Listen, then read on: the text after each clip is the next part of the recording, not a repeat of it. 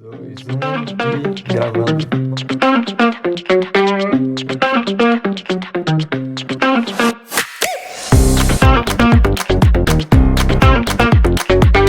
Hoje é um vídeo sobre como eu comecei a minha carreira de programador. Mas antes de mais nada, eu queria celebrar. A gente conseguiu bater 90 inscritos, então a gente já está ali quase chegando em 100. Eu acho que isso é uma marca bem legal, até porque a gente tem 3 vídeos no canal, né? Tem outros vídeos que eles estavam antes ali como não listados. O canal ele já é bem antigo até, mas até então eu não usava ele ativamente. Mas eu acho que é uma marca legal a se comemorar. Então vamos logo pro início do vídeo e vamos começar pela minha infância, né? Graças a uma mãe que é muito ligada à pedagogia, minha mãe inclusive, ela tem várias formações, ela é mestrada, ela tem formações diversas em artes, em pedagogia, em como ensinar crianças. Desde cedo ela sempre me instigou e me deu a oportunidade de realizar cursos técnicos na área de tecnologia, né? Então, desde ali dos 8 anos, eu sempre tive contato com computadores. Eu consegui estudar no núcleo de aprendizado e tecnologia que ficava lá em Curitiba, na Aptec. Aprendi a fazer reballing, coisas relacionadas a hardware.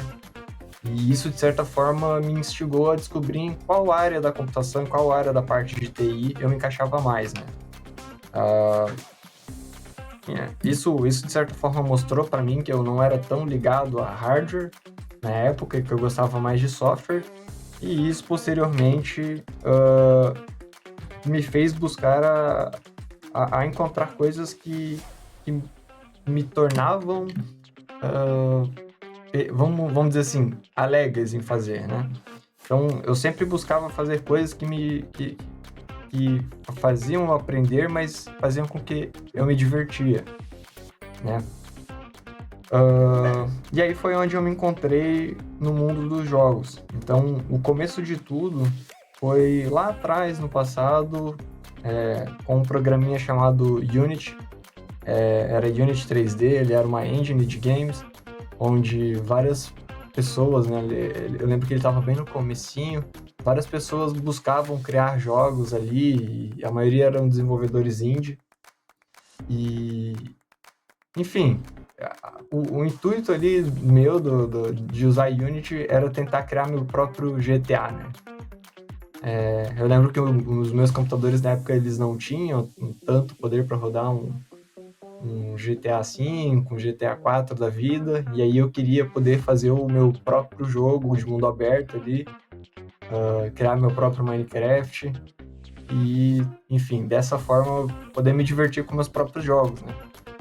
O problema é que eu tentava criar jogos sem programar os jogos, porque eu tinha meio que uma raiva, né? Uma certa rebeldia em ter que programar.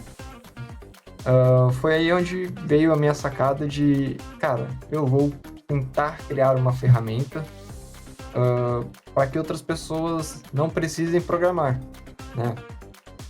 E aí, desde novo, ali, durou uma espécie de 4 anos, eu mergulhei no mundo de Visual Scripting, construí uma ferramenta, refatorei, comecei ela do zero várias das vezes. O nome dela era Fast Play, e ela era uma ferramenta de nodos, onde você basicamente conectava eles ali. Hoje em dia, a maior parte das engines já tem as suas próprias ferramentas de Visual Scripting. Mas, enfim, era uma ferramenta que me ensinou muito sobre conceitos profundos de programação, né? Principalmente programação orientada a objetos. Eu lembro que dentro dessa época eu ainda estava na escola, e aí eu buscava estudar na escola, mas eu não me encaixava bem ali dentro das matérias. Até tinha algumas que me chamavam muita atenção, por exemplo, estou segurando na mão essa medalha aqui. Foi uma medalha que eu ganhei lá em 2012, Olimpíada Brasileira de Astronomia e Astronáutica. Inclusive, fui homenageado, chamaram meus pais para ir na Câmara de Vereadores da cidade. E, enfim. E aí, desde então, desde pequeno, eu tomei como regra utilizar a diversão, né? Utilizar formas de recompensa em cima do meu aprendizado, onde eu fazia determinadas coisas, mas eu fazia coisas que eu iria utilizar para me divertir. Então, eu criava alguns jogos, ficava dias construindo o jogo para brincar durante, sei lá, 4 horas. Até ter outra ideia e aí começar a trabalhar em cima daquilo, né? E aí isso leva ao próximo ponto, que é como aprender. Eu acho que já bate como respondido, mas é basicamente sempre que você quer aprender algo novo, focar em uma migração de carreira, se você está querendo se desenvolver em uma área que ela é muito técnica e aí você precisa passar horas lendo uma documentação, horas lendo um livro, e estudando coisas que na maior parte do tempo são monótonas, a melhor forma de você afixar aquele conteúdo dentro do teu cérebro é se divertindo. E aí você passa a utilizar a neuroplasticidade a teu favor. Porque você automaticamente... acho que as pessoas, na maioria das vezes, já sabem que o cérebro ele é neuroplástico, é como se fosse um músculo, né? Vai treinando, ele vai se desenvolvendo. Então, você faz com que as conexões neurais, elas se afixem, elas tendam a durar mais a partir do momento que você recompensa, né? Você libera dopamina, serotonina ali dentro do teu cérebro para que você fixe aquele conteúdo na sua cabeça, tá? Outra coisa que ajudou muito nesse caminho, e até então a gente ainda está falando da minha adolescência, foram participar de fóruns, né? Haviam muitos fóruns onde pessoas ali trabalhavam na área de desenvolvimento, então tinham bastantes adultos, mas também tinha algumas crianças da minha idade, e aí é onde entra o círculo de amizades. Eu encontrei muitos brasileiros e, por coincidência, né, eles são até de uma região próxima aqui, que estavam nesses fóruns gringos e a gente vivia trocando ideia em inglês ali, né, sobre como resolver problemas e tal. A gente fundou até um grupo na época no Facebook, que era o Games Indie. Eu lembro até hoje do primeiro professor de programação que eu tive ali, que foi o Bruno, do canal Games Indie. Aí eu acabei conhecendo ele, quebrei algumas crenças limitantes, tipo, nossa, olha só, eu me conectei com um cara que até então eu pensei, ele era muito grande, ele tinha milhares de inscritos ali no canal dele, e, pô, tô falando aqui com o cara, tô no mesmo grupo que ele, tô interagindo, tô ajudando as pessoas, né? E aí meio que rolava um espírito de competitividade dentro do grupo, onde eu e aí outros 2 amigos que eu tenho uma relação bem próxima até hoje, a gente fundou um grupo, e até hoje a gente se ajuda, né, dentro dos problemas que a gente enfrenta dentro da nossa carreira, que foi o Caio e o Muca, né? Então, a gente meio que criava uma espécie de competição ali dentro para ver quem conseguia responder mais pessoas, e isso não era combinado, isso era natural. Então, a competitividade entre responder e ajudar as outras pessoas que estavam começando faziam com que a gente, ensinando as pessoas e lendo a documentação, aprendesse mais sobre como a ferramenta que a gente estava utilizando funcionava, né? E aí, dentro disso, a gente começou a ver que tinha a possibilidade de a gente vender itens, ou como a gente chama no mundo dos jogos, assets, para outras pessoas, né? E aí foi onde eu comecei a monetizar o Fast Play. A gente recebia em dólares, então a gente já aprendeu como o mercado funcionava lá fora para venda de ativos vindos do exterior e tudo mais, na questão de emitir notas, na questão de lidar com vendas e clientes. Mas enfim, era algo que valia a pena até então para aquele modelo onde a gente era adolescente e era meio distraído, não tinha muito o que fazer, mas queria aprender e estar envolvido com algo e começou a ser recompensado pelo dinheiro. Até dado momento onde eu comecei a trabalhar no Mac, porque de fato eu precisei receber mais, e o tanto que a gente recebia ali era mais para poder, enfim, dar um rolê e uma curtida no final de semana. E a gente acaba passando por todo o outro vídeo, onde eu explico como foi a minha passagem dentro do Mac. E a gente cai na parte de migração de carreira, né? Então, em dado momento ali, como atendente, pulando para treinador, me preparando para gerente, teve alguns acontecimentos ali dentro que me geraram alguns traumas, né? São coisas que eu posso abordar no futuro, mas foram traumas pessoais, onde eu desenvolvi uma síndrome do pânico ali, e aí eu não conseguia mais sair de casa. E aí foi onde eu coloquei na minha cabeça o seguinte, pré-estabeleci para mim a seguinte regra. Cara, você precisa dar um jeito de trabalhar na área em que você gosta, trabalhar como programador. Então eu comecei a fazer testes e aplicar para várias vagas ali, para várias empresas. E pela minha falta de aprender a me apresentar, de aprender a me expressar com as pessoas, de tentar explicar como era trabalhar com times, até porque as empresas de jogos, geralmente, elas cobram bastante de pessoas que já têm uma certa experiência. Eu vi que era um mercado onde a oferta era um pouco alta, mas tinha uma demanda de profissionais que não dava certo, né?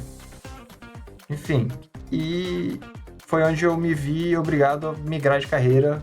Foi onde eu olhei para a internet, olhei e falei, cara, o web é um mercado mais pujante, parece que tem mais vagas, parece que tem mais pessoas ali dispostas a contratar jovens, mais empresas dispostas a contratar pessoas mais inexperientes e aí torná-las mais experts nessa área. E foi onde eu comecei a estudar programação web. Eu fiz, na época, eu lembro, um curso em 2018, ali entre 2018 e 2019, esse amigo desse grupo que a gente criou, que era o MIB, o Caio, ele me apresentou aos primeiros códigos ali, HTML, JavaScript, CSS, embora eu já tivesse uma base bem profunda de programação orientada a objetos, a tipagens, a compilação, era algo relativamente novo para mim lidar com essa parte de interface, né? Até porque a forma como a gente construía as coisas dentro da Unity eram bem diferentes da forma como a gente constrói dentro de um browser, né? A gente tem toda a parte de DOM, enfim, aí entra a parte técnica que não é o que eu quero abordar nesse vídeo por enquanto. E aí foi onde eu estabeleci na minha cabeça, eu falei assim, cara, eu vou sair do Mac aqui, vou começar a focar em casa, em trabalhar em web, e eu vou ter que fazer isso dar certo de alguma forma. E aí eu comecei a participar de alguns eventos online, procurar grupos aqui e ali, tentar me conectar e me relacionar com pessoas que eram da área. E foi onde eu conheci a Xiaomi. Conheci a Xiaomi através do canal Felipe Deschamps. Eu lembro que na época eles estavam fazendo o primeiro hackathon online deles. E aí eu acabei entrando no canal do Discord deles.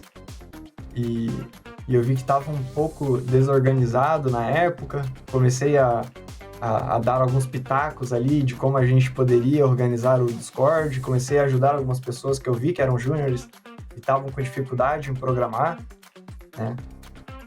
E dentro disso foi me dado a oportunidade, olha que maluquice, né?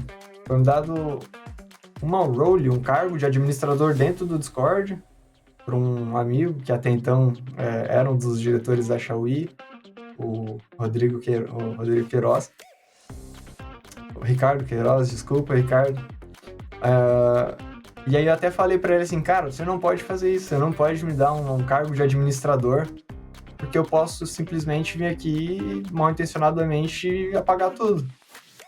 E aí, por ter sido sincero com ele, falando assim, tentando proteger o projeto, né? Ele falou assim, amigo, só pelo fato de você estar falando isso, eu já confio 100% em você. Vamos ajeitar isso aqui. E, cara, tipo, aquilo ali me abriu portas para muitas coisas. Foi onde eu comecei a entender que a troca de favores, ela vale muito mais do que o dinheiro, né? Até porque nesse evento eu tinha montado um time, a gente estava tentando bolar uma solução, só que eu estava me consumindo tanto em querer ajudar, eu estava ocupando tanto a minha mente em querer ajudar a organizar o evento, construir os canais, selecionar as categorias, construir um bot ali para fazer a gestão automática do evento, que eu estava mais como um staff do que um participante do hackathon. E era o primeiro hackathon que eu estava participando, né? Até estava tentando entender como as coisas funcionavam. Enfim, o hackathon deu certo, a gente conseguiu fazer o evento chegar até o final. Eu e o meu time, infelizmente, a gente não entregou o projeto, então eu não ganhei esse evento, mas eu ganhei algo muito mais importante, que foi posteriormente o contato do Ricardo comigo, me procurando ali para fazer alguns trabalhos, né? Então foi onde eu comecei a fazer algumas landing pages. Detalhe é que eu nunca tinha feito uma landing page na minha vida. Eu tinha feito alguns protótipos de sites ali usando HTML e CSS, mas eu nunca tinha feito de fato uma landing page, né? E aí eu já peguei logo 3 serviços de cara para fazer. Então eu falei assim, cara, eu tenho que dar um jeito de fazer esse negócio fluir. E aí eu comecei a olhar ali para como eram feitas as outras landing pages, eu comecei a me inspirar no trabalho de outras pessoas e, cara, rolou. Me pagaram por esse trabalho. Posteriormente, né? E aí eu vou tentar falar um pouco mais sobre essa questão de relacionamento com pessoas. Mas posteriormente, a Xiaoyi, ela estava transacionando ali naquela época entre 2019 e 2020 para a área de hackathons presenciais, entre eventos presenciais e eventos online.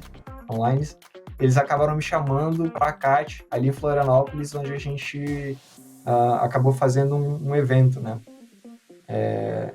Para mim foi uma quebra de crenças limitantes muito grandes, porque até então eu lidava com programadores, eu lidava com algumas pessoas que mexiam com código, mas eu nunca tinha visto essas pessoas de perto, nunca tinha visto pessoas que trabalhavam de fato em empresas de perto, assim, sabe? Tudo era muito lúdico na minha cabeça, parecia que não fazia parte do meu universo. Enfim, isso serviu de certa forma para que eu olhasse e falasse, cara, são pessoas como eu. E aí, quando eu cheguei lá, eu acabei conhecendo o Abraão, me recepcionou muito bem.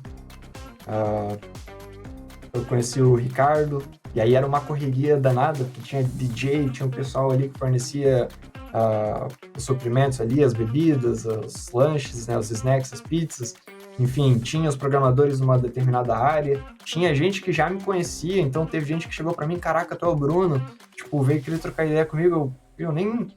E eu tava meio perdido nessa situação, né? Foi até uma situação um pouco, tipo, tava meio em choque ali. O pessoal tirando foto numa área, tinha stander num lugar, tinha o pessoal ali do restaurante no outro. E era uma correria danada, né? E aí acabou que o Ricardo veio para mim e falou assim, você quer participar do evento ou tu quer ser um staff, né? Tu quer dar uma mão aqui pra gente? E aí na minha cabeça, eu tava pensando, cara, tem muita coisa acontecendo, mas eu sei que eu quero fazer parte dessa empresa. Tipo, eu quero fazer parte desse grupo de pessoas que está gerenciando tudo isso, sabe?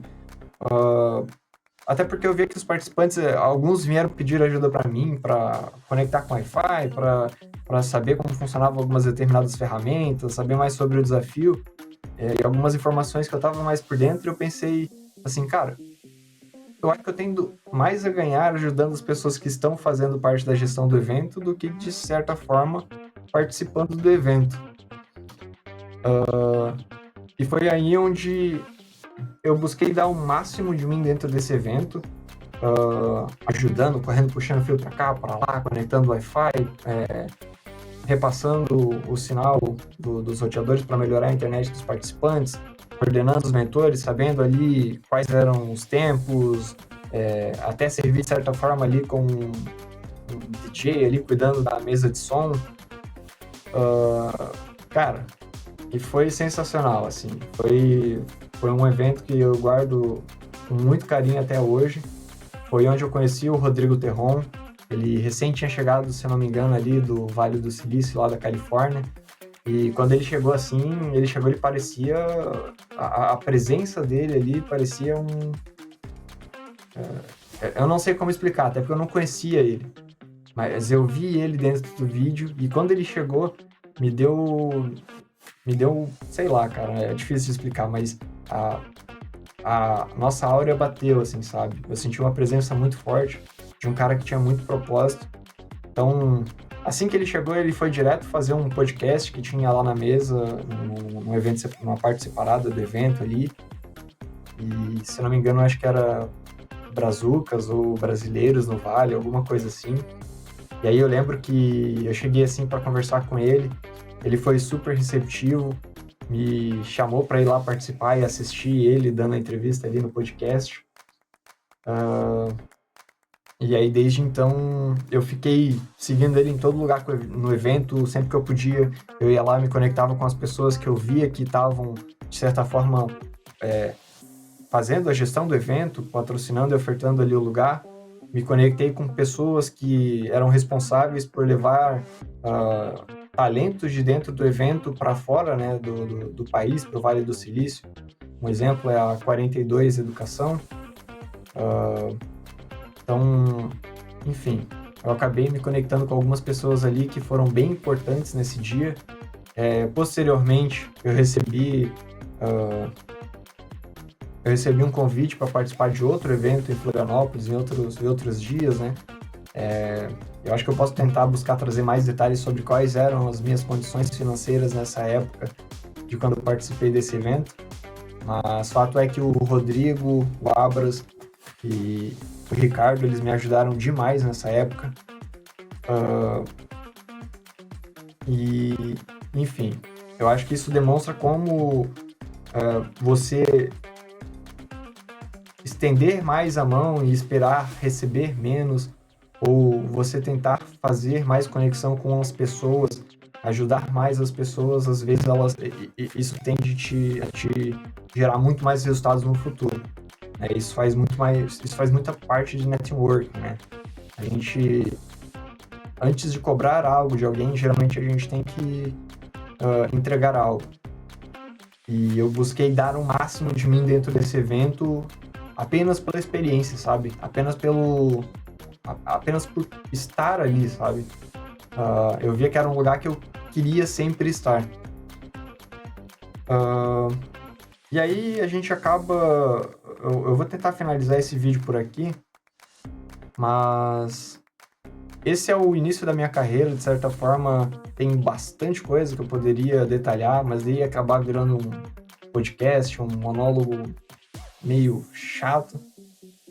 Mas é isso, pessoal. Eu vou falar mais sobre como foi a minha passagem dentro da Xiaomi, como foi que a gente conseguiu modernizar a empresa ali durante entre a minha entrada no final de 2019 até 2021, como foi que a gente lidou com diversos desafios de automação, de passar de um modelo presencial para um modelo online, justamente dentro da pandemia, como a gente acertou dentro de tudo isso, como foi ser o único desenvolvedor dentro dessa empresa, ser o responsável técnico por tudo que acontecia ali na questão de plataforma, escolha de tecnologia durante esse período, até porque a gente estava passando por um período de solução da empresa, e como que é lidar com essas responsabilidades. Então, dentro desse período eu passei, eu só estou fazendo a conclusão, mas dentro desse período eu passei de júnior para pleno e até bater ali em um certo nível de senioridade, né?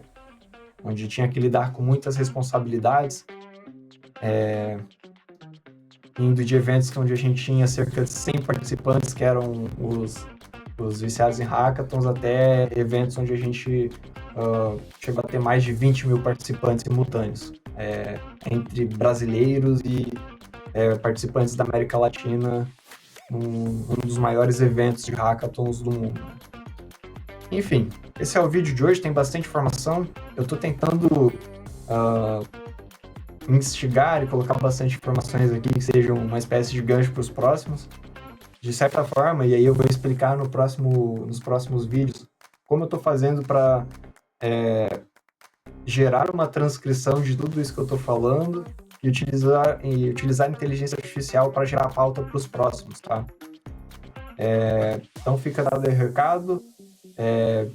Também meus agradecimentos por todo mundo que está se inscrevendo, está interagindo, está engajando. Eu já estou olhando já para trazer parceria, trazer participação de algumas pessoas para dentro do canal. E é isso aí, pessoal. Agradecer bastante a vocês que estão interagindo aqui junto comigo. E bora para cima. É só o começo.